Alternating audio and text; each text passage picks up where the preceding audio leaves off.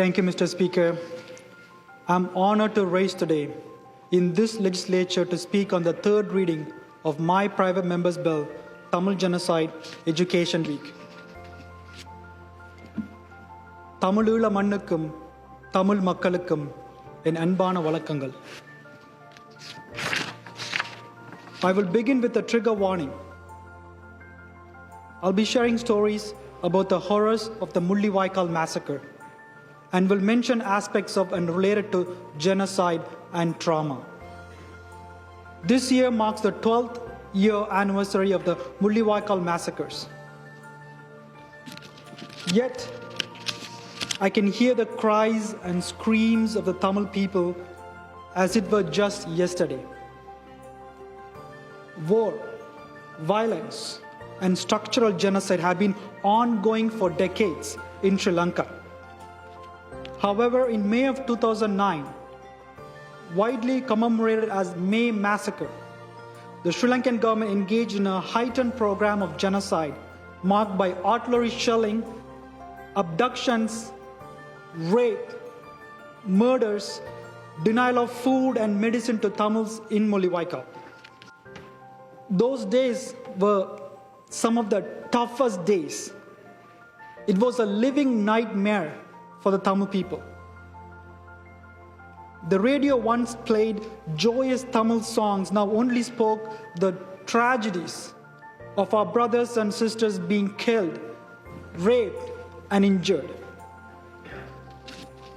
With tears in our eyes, Tamils around the globe took to the streets, pleading for intervention with the world governments. Yet, despite our best attempts, just like that, in a span of few weeks, we lost over 146,000 of our people. The horrors of this time have sadly become part of us. We carry it with us wherever we go, like a 100-pound brick, unable to shed its weight. I hear of people who cannot bear to turn on the radio once again for fear of hearing the devastating news. I hear of people who do not visit the websites where they saw pictures of the devastation. I hear of people who stopped watching Tamil news on TV after seeing the graphic images of injured, mutilated, and dead bodies. I hear of people who say they can taste the pain of the people when they drink kanji, one of the foods that sustained Tamil people in Mullivaikal in 2009. I hear people who say they can smell the stench of rotten bodies after seeing the images of mass graves.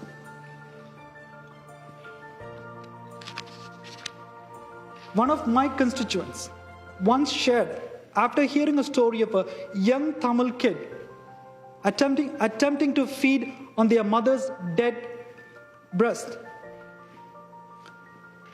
This story, a young Tamil child attempt to feed on their dead mother's breast. After hearing this story, my constituent could not feed her own child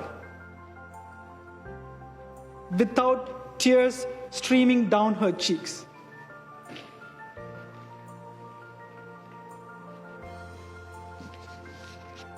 Others have shared even stories about even a Tim Hortons cup, a vada, or a newspaper, all remind them of a time that the community took to the streets in 2009 and triggered painful memories.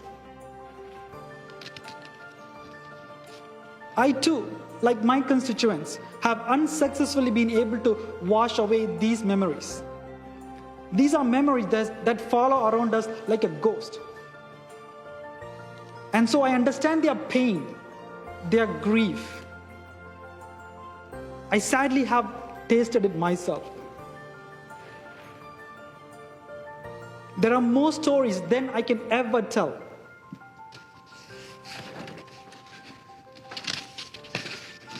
I hear from business owners, public servants, healthcare workers, frontline care workers, essential workers, that they still hold a tremendous amount of pain and grief from the Tamil genocide.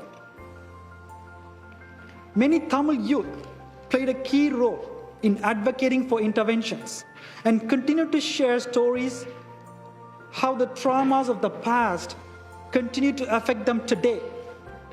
Even today, as these youth share their stories on social media, there has been international interference in trying to silence their voices. However, their stories matter, and we must hear them. These are the words of Madhura Ratnam, a Toronto trauma settlement counselor. She says, I quote, "I'm a Canadian-born Tamil woman who has never experienced war and genocide firsthand. How can I possibly understand what my people went through? It's generational trauma, to be exact. I grew up hearing stories about my parents and my family members escaping the war. Most of them were tortured and killed during the last days of 2009 genocide. It hurts to this day that I will never get a chance to see them. I never imagined myself pursuing a social work degree and working with victims of torture and war. However, I realized that the stories and experiences my family members and my Tamil people have shared with me really impacted my life decisions. Intergenerational and historic traumas runs deep and continues for many years. Studies into the mental effects of the Rwandan genocide have found that even after many years later, survivors, their families, they suffered from trauma, PTSD, and depressive and anxiety symptoms. Genocide affects an entire community of people and continues to hurt. We must help ease the pain. Recognition is a key part of healing. The Sri Lankan state has not only denied the responsibility for the genocide, they have been actively working to erase the memory of the genocide. Even the memory of genocide and remembering being targeted. Recently, a memorial monument commemorating the Mullivaikal massacre in Jaffna University was demolished. This has been widely condemned by Tamil diaspora and many leaders across the world. These incidents continue to spark fear and reignite the trauma the Tamil community has been experienced due to the genocide. The suffering is ongoing and continues to this day. The diaspora Tamils have strongly urged their respective governments to help acknowledge the pain and suffering they have endured and have been endured by their kin. Elie Wiesel, a Holocaust survivor and Nobel laureate, famously said, "For the dead and the living, we must bear witness." A Tamil Genocide Education Week provides an opportunity to reflect on and educate the public about the enduring lessons of the Tamil genocide and other crimes against humanity. We need to ensure safe spaces for people to discuss topics like this and recognize that healing needs to take place. There's a greater power in collective healing. I have been receiving tremendous support for moving forward with this bill. There are so many Tamil youth in Ontario that came forward to share stories about their pain and suffering through the I Am Tamil campaign. Thousands of people from Sudbury, Windsor, Waterloo, Hamilton, across GTA and all the way to Ottawa, have been writing letters to their MPPs asking to pass this bill. I want to thank each and every one of these individuals for their tireless efforts in supporting this bill.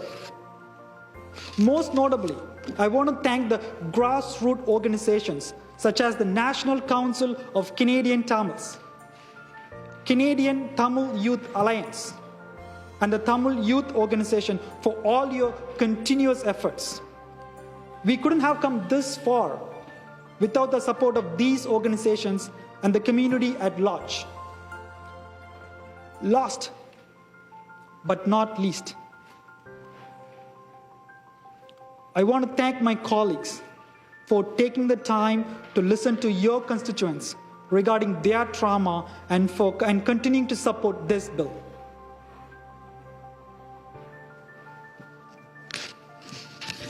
Today, this assembly is making a history. We stand together to denounce genocide and educate our future generation about the impacts of genocide.